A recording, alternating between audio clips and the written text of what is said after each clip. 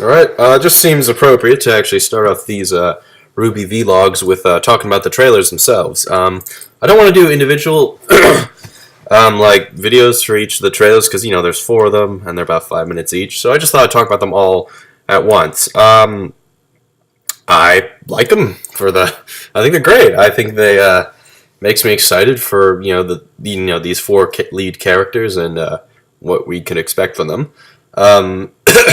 I think I like the red and the white trailer more than the black and the yellow trailer. Maybe because there's no dialogue in them. It's really just showing, like, you know, showing the characters by their actions what they do. Like, actions define character. Not that there's anything wrong with the dialogue in the, you know, the black or yellow trailer. It's just what I prefer, and it just seems a little more like, I don't want to say less of a story, but more just like about the characters themselves. Maybe. I mean, you know, we see Red. We're not giving their names. The only ones the names we got from the trailer were Yang, yellow. So I'm just gonna refer to them as red, white, black, and yellow. Which someone's gonna find that offensive somewhere. Wait. Oh, never mind. I'll tell them. I just figured something later. Anyways, the red trailer I do like a lot. I like the character herself. I think she looks pretty. I like her design. I love her weapon, the scythe. That's also like a sniper rifle, basically. That's awesome. From what I understand, that was apparently the first thing Monty showed Bernie. He's like, hey, I have this idea for a series, and that was the first thing he showed to Bernie. And then this was like the first thing that came out of it, like the red trailer. So, sweet. Not really much. Just showed her taking on an entire like pack of wolf things. Pretty sweet. It's really just cool though. They all have like superhuman abilities, which is cool. It felt, I don't know why, I got a bit of a Final Fantasy type vibe from it. And that they can do all these crazy superhuman things, but the moment they get like one light punch in their chest, it's like, I'm dead. It's like, I'm down. I'm like, you can like, it's like you just tore a new asshole in this new like entire like field of wolves, and it's just like one punch is gonna bring you down. I think that's more in the yellow trailer, really, and the black one trailer. The white trailer I really like. I like the white character. I know that's gonna sound weird to an extent. You know, it's her singing, and then it's her fighting this big like colossus-like thing. That was really cool. Just like, it's like, yeah, like just like the words can't speak them.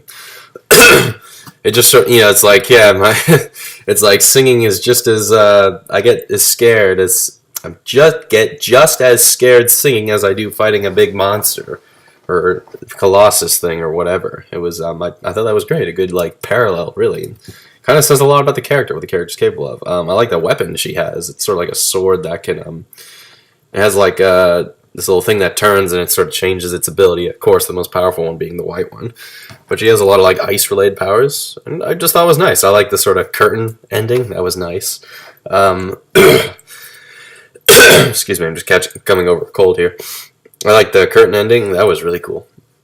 The black trailer was neat. It actually had more of like a story, I guess you could say. The black chick, she's with some guy, and I don't mean to rip on these trailers because yeah, they are trailers, but I thought the voice acting was a little like in this one, particularly whoever was playing the, like, you know, the dude. It just seemed like, oh wow, he sounded forcefully angry, but still doing this tone of voice. I don't know, just how I see it. Compared to say, yeah, but she, you know, the black chick, she sounded good. She didn't seem as like powerful as, you know, red or white, like just in terms of her fighting skill, but she's quite capable enough. I mean, seriously, a gun on a cable, that's pretty damn sweet. That assassin dude, he's got a pretty cool weapon. It's a shotgun that fires a sword at people, and then it doubles as a shotgun gun.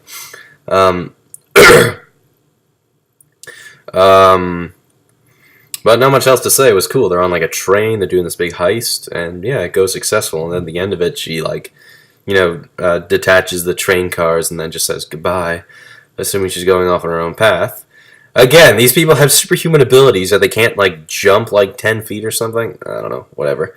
And then finally, I think this one's my second favorite, the yellow trailer, with Yang, that's her name, who's played by Barbara, which makes me happy because Barbara is awesome.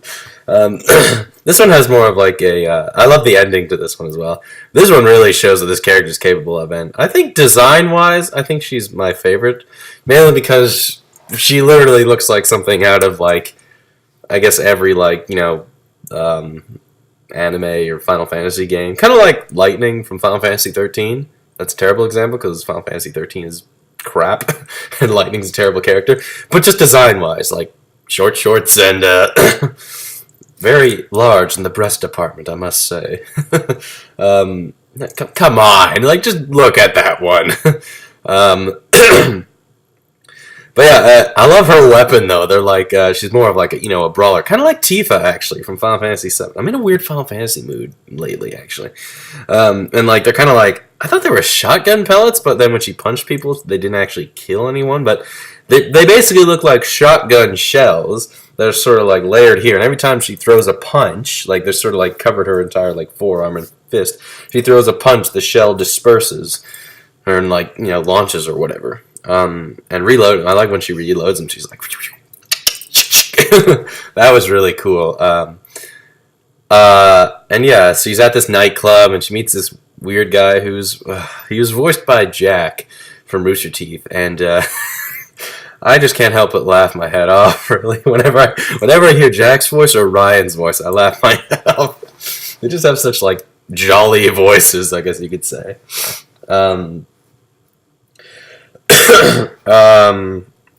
So that happens. She beats up all the guards there and these two other women, and then at the end of it, she gets out of the nightclub, and we see the red chick, who and the Yang and her are apparently sisters. And it's like, how did you get here? Red asks Yang, how'd you get here?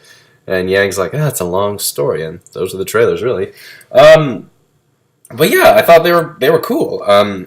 They really I guess set the stage for these characters, and now I'm curious to see where it's gonna go. This is exciting. Just never seeing this show before, and just all the I saw like two of these trailers when they first came out. Like I saw the yellow trailer and the I think the red trailer. I don't remember. I saw one of them. I saw like one of the other one, but the yellow one I remember the most. But yeah, this is exciting. Venturing forward. So yeah, I think these trailers do a good job of just selling like this like world and premise, and this animation is just beautiful. Really, it's like, think of like, anyone ever here play Fire Emblem Awakening? Okay, the cutscenes in those games, kind of like this in this show, slightly lower quality, but but just that style, kind of like, I want to say cell shading in a way, but I don't think it's cell shading. I don't really know what it is. But that's all I really have to say, so stay tuned for episode 1. And for these vlogs, I'm going to do it like 1 episode per day. Like, I don't want to do like, 6, it's just each episode's like, 10, 15 minutes long. I don't want to do like 20 of them in a day, really. I kind of want to keep it special and like, just, I don't want to like, have like 10 videos up in a day. But yeah, so it'll be 1 episode per day, but I'll do, this one obviously in episode 1 today. So, without further ado, see you in episode 1. Bye!